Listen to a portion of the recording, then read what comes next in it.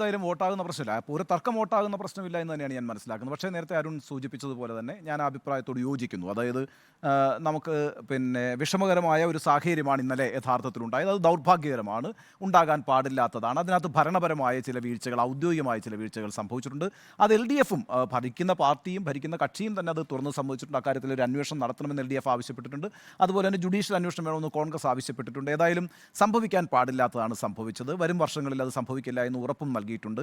എന്നാൽ ഞാൻ ആ ഉത്സവത്തിൽ സംഭവിച്ച ഒന്ന് രണ്ട് കാര്യങ്ങളെ ഒട്ടും തന്നെ അഭികാമ്യമല്ലാത്ത പ്രവണതയായി കാണുന്നു. ഇപ്പോൾ തൃശ്ശൂർ പൂരം എന്ന് പറയുന്നത് യഥാർത്ഥത്തിൽ തൃശ്ശൂരുകാരുടെ ഒരു ഉത്സവമാണ്, അതിനകത്തൊന്നും ഒരു തർക്കവുമില്ല. എന്നാൽ തൃശ്ശൂരുകാരുടെ മാത്രം ഉത്സവം അല്ലല്ലോ അത് കേരളത്തിലെ എല്ലാവരുടെയും ഉത്സവമാണ്. എപ്പോഴെങ്കിലും ഒരു തവണയെങ്കിലും ഈ തൃശ്ശൂർ പൂരത്തിനൊന്ന് പോകണം, കാണണമെന്ന് ആഗ്രഹിക്കാത്ത ഏത് മലയാളിയാണുള്ളത്? ആ പൂരത്തിന് ഒരിക്കലും എന്താ പറയുക, ഏതെങ്കിലും ഒരു മതത്തിൻ്റെ സ്വഭാവം ആ ഉത്സവത്തിനില്ല. ഇപ്പോൾ എൻ്റെ നാട് ആലപ്പുഴയാണ്. ആലപ്പുഴയിൽ ഞങ്ങളുടെ നാട്ടിലെ ഏറ്റവും പ്രധാനപ്പെട്ട ഉത്സവം എന്ന് പറയുന്നത് 10 ദിവസത്തെ ചിറപ്പാണ്. ആ നഗരത്തിലെ ഏറ്റവും പ്രധാനപ്പെട്ട ക്ഷേത്രങ്ങൾ, മുല്ലയ്ക്കൽ ചിറപ്പ്, ആ നഗരത്തിലെ ഏറ്റവും പ്രധാനപ്പെട്ട ക്ഷേത്രങ്ങളെല്ലാം കൂടി ചേർന്ന് നടത്തുന്ന ഒരു ഉത്സവമാണിത്.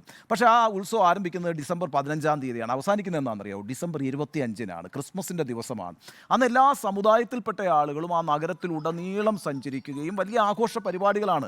അപ്പോൾ ആ അർത്ഥത്തിൽ കേരളത്തിലെ എല്ലാ ഉത്സവങ്ങളുടെയും ഒരു സവിശേഷത എന്ന് പറയുന്നത് ഈ അമ്പലങ്ങളും അവിടുത്തെ ആചാരങ്ങളും ഒക്കെ മതപരമായിരിക്കുമ്പോൾ തന്നെ അവിടുത്തെ ഉത്സവങ്ങളൊക്കെ തന്നെ ജനകീയ ഉത്സവങ്ങളാണ്. എല്ലാ ആളുകളും വന്നു പോകുന്ന ഉത്സവങ്ങളാണ്.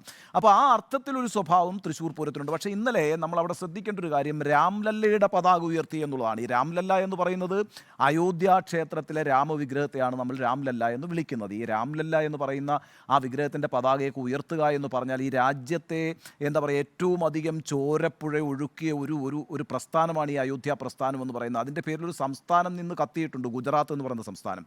അപ്പോൾ അത്തരത്തിൽ ആയിരക്കണക്കിന് രക്തസാക്ഷികളെ ഉണ്ടാക്കിയ എല്ലാ സമുദായങ്ങളും, 2 സമുദായങ്ങളിൽ നിന്നും ഉണ്ടാക്കിയിട്ടുള്ള അത്രയും വലിയൊരു അങ്ങനെയുള്ള ഒരു എന്താ പറയുക, അത്തരമൊരു രാമനല്ല യഥാർത്ഥത്തിൽ ഇന്ത്യയിലെ ബഹുഭൂരിപക്ഷം വരുന്ന രാമഭക്തരുടെ രാമൻ എന്ന കാര്യത്തിൽ എനിക്കൊരു സംശയമില്ല. അങ്ങനെയാണെങ്കിൽ പിന്നെ അയോധ്യ പ്രസ്ഥാനം ഉണ്ടാക്കിയ ആ സമയത്ത് തന്നെ ഈ രഥയാത്ര തുടങ്ങുന്നതിൽ മുതൽ തന്നെ ഇന്ത്യ ഭരിക്കേണ്ടത് BJP ആണ്. കാരണം ഇന്ത്യയിലെ ഏറ്റവും വലിയ മതവിഭാഗം എന്ന് പറയുന്നത് പിന്നെ ഹിന്ദുക്കളാണ്. ഏതാണ്ട് 70% ഹിന്ദുക്കളുള്ളൊരു രാജ്യമാണ് ഇന്ത്യ. അപ്പോൾ അവരെല്ലാവരും ഈ പറയുന്ന ഈ പറയുന്ന അയോധ്യയിലെ രാമൻ്റെ, അതായത് BJP മുന്നോട്ട് വയ്ക്കുന്ന രാഷ്ട്രീയ രാമൻ്റെ ഭക്തന്മാരായിരുന്നുവെങ്കിൽ ഇന്ത്യയിൽ എക്കാലവും ഭരിക്കുകയും ഭരിച്ചുകൊണ്ടിരിക്കുകയും തുടർന്നും ഭരിക്കുകയും ഒക്കെ ചെയ്യുന്നൊരു പാർട്ടിയായിട്ട് BJP മാറുമായിരുന്നു. അങ്ങോട്ട് സാഹചര്യമില്ല. അപ്പം വളരെ നല്ല രീതിയിൽ ഭക്തിയെ മുന്നോട്ട് കൊണ്ടുപോകുന്ന മനുഷ്യരാണ് ബഹുഭൂരിപക്ഷം ഉള്ളത്.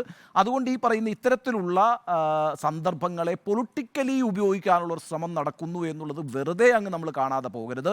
2 വർഷം മുമ്പ് സവർക്കറുടെ പതാക ഉയർത്താനൊരു ശ്രമം ഇതേ പൂരത്തിന് നടന്നിരുന്നു. ആ പതാകയിൽ സവർക്കറുടെ ചിത്രമുള്ള പതാക പ്രകാശനം ചെയ്തത് സുരേഷ് ഗോപിയാണ്. എന്നാൽ പക്ഷേ വലിയ എതിർപ്പുകൾ ഉള്ളതുകൊണ്ട് അന്നത് നടന്നില്ല. പക്ഷേ ഇപ്രാവശ്യം അത്തരത്തിലൊരു നീക്കമുണ്ടായത് ദൗർഭാഗ്യകരമാണ്. കഴിഞ്ഞ വർഷം ഒരു ക്ഷേത്രത്തിൽ കാവി കൊടികൾ സ്ഥാപിക്കുന്നതുമായി ബന്ധപ്പെട്ട് ഹൈക്കോടതിയുടെ ഒരു വിധിയുണ്ട്.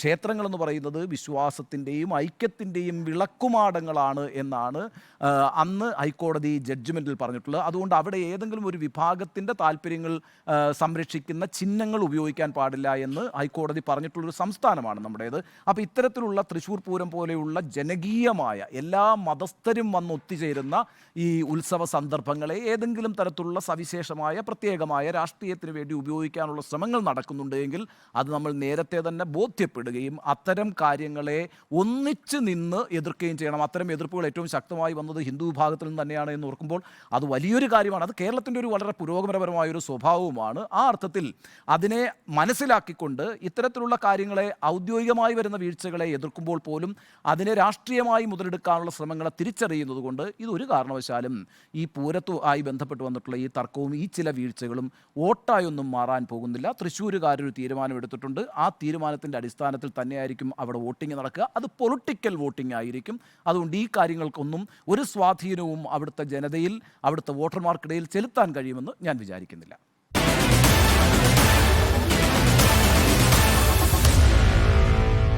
Meet the editors.